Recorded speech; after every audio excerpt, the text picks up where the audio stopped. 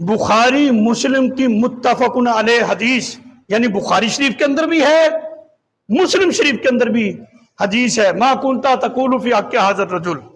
قبر میں جو سوالات ہوں گے نا، مشہور کیا ہے، 3 سوال ہونے، مر ربو کا، ما دینو کا، ما کنتا تقول فی حق ھذا الرجل، ایسے ہی ہے نا۔ لیکن بخاری اور مسلم کے اندر قبر کے سوالات میں سے صرف ایک ہی سوال ذکر کیا ہے۔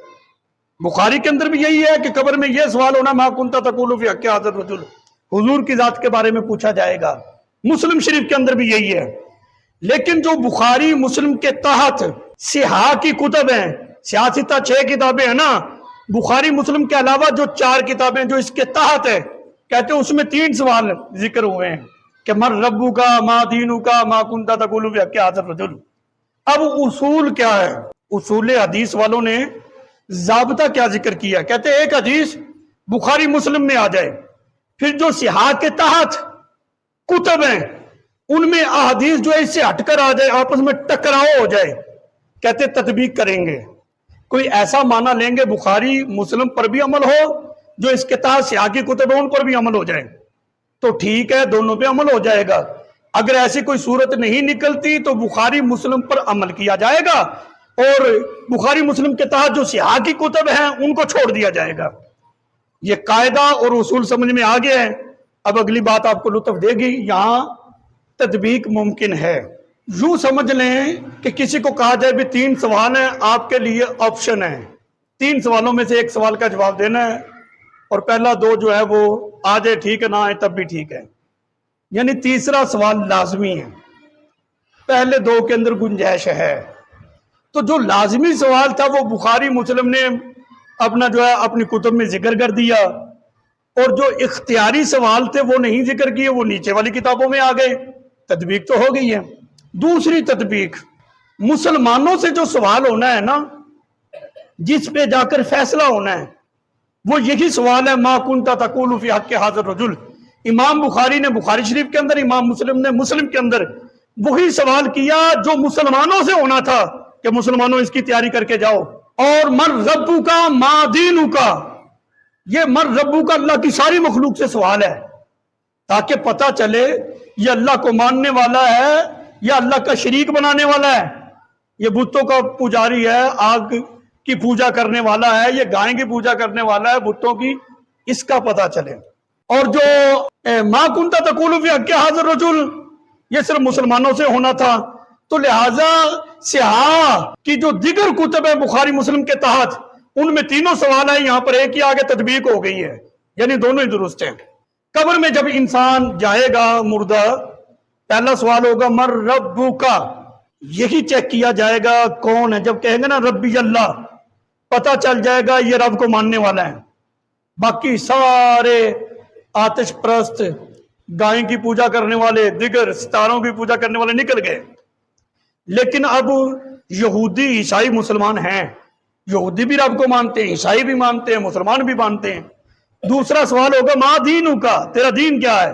جب وہ جواب دے گا دین الاسلام، کہ میرا دین اسلام ہے، تو اب یہودی بھی نکل گئے، عیسائی بھی نکل گئے۔ دین اسلام تو مسلمانوں کا ہی ہے نا جی۔ جب وہ سب نکل گئے، اب رہ گئے مسلمان۔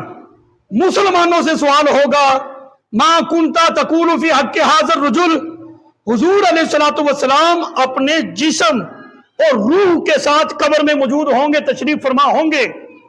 فرشتہ حضور علیہ السلام کی طرف اشارہ کر کے مردے سے کہے گا بتا ان کے بارے میں کیا کہا کرتا تھا، یعنی اس ذات کے بارے میں دنیا میں تیرا عقیدہ کیا تھا، تیرا نظریہ کیا تھا، یہ ہمیں بتا۔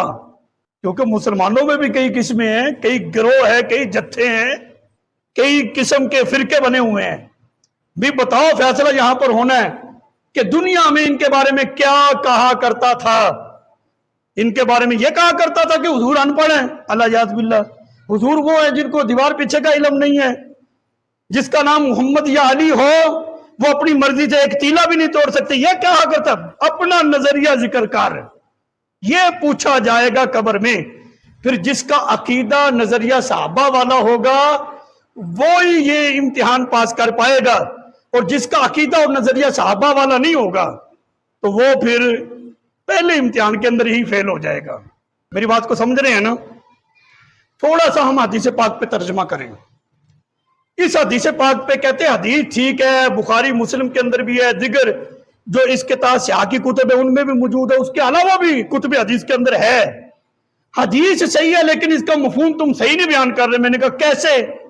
کہتے ہیں ما کنت تقول فی حق ھذا الرجل، نبی پاک علیہ السلام قبر میں تشریف نہیں لائیں گے، حضور اپنے روزے میں ہوں گے، کھڑکی کھلے گی، فرشتہ حضور کی طرف اشارہ کر کے کہے گا ان کے بارے میں کیا کہا کرتے تھے؟ تم کہہ رہے ہو قبر میں موجود ہوں گے، قبر میں تو نہیں ہوں گے۔ میں نے کہا یار کتنی حماقت ہے، بندہ پاکستان میں مرا ہے، کہاں مدینہ شریف ہے، کھڑکی ہے، کوئی سرنگ ہے؟ چلو یار ان کی بات مان لیں۔ اس سوال کا جواب آپ لوگوں نے دینا، میں آپ سے کر رہا ہوں۔ یہ بات اب سمجھ میں آتی ہے۔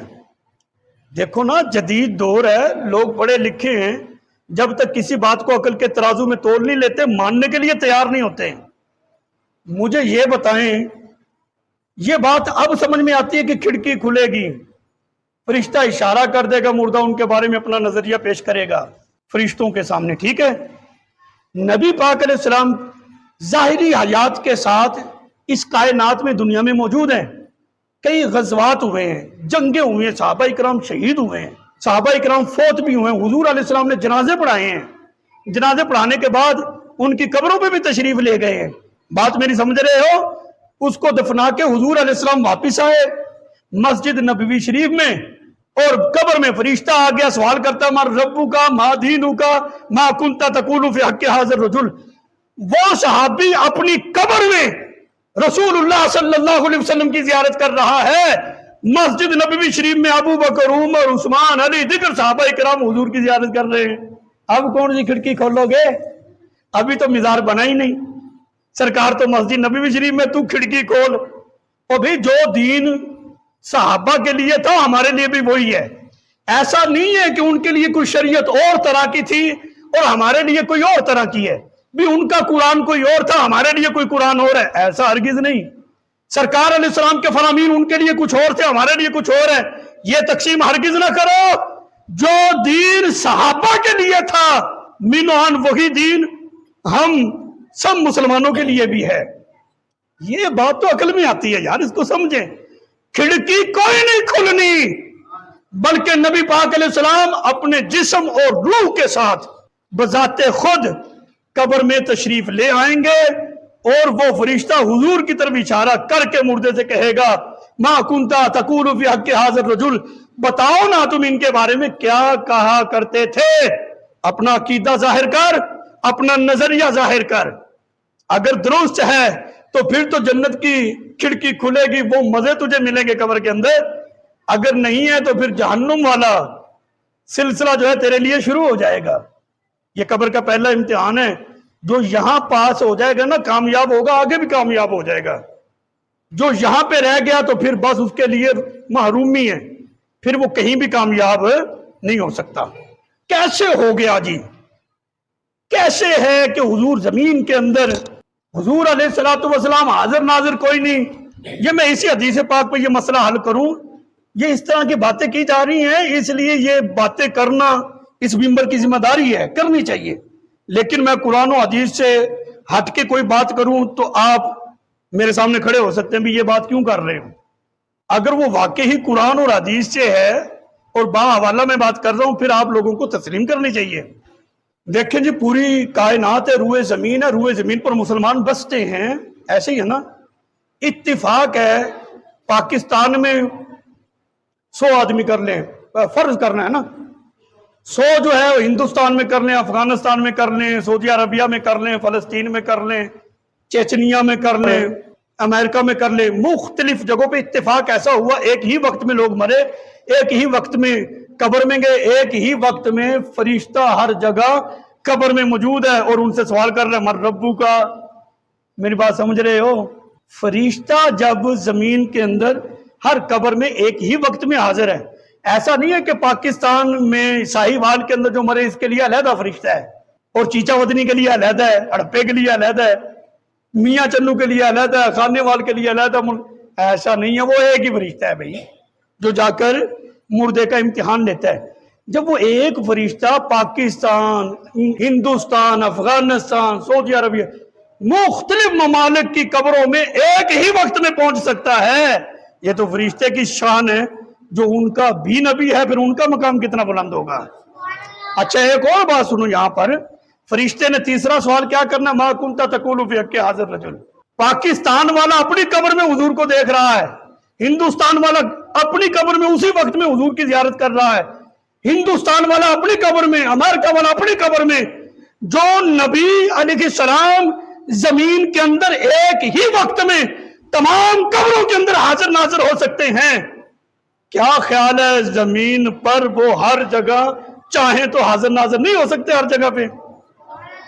بات کرنے والی کرو، بخاری بخاری کا رٹا بڑا لگاتے ہو، بخاری کی بات تو مان لو، یہ بھی بخاری کی حدیث ہے نا، بات سمجھنے کی ہے۔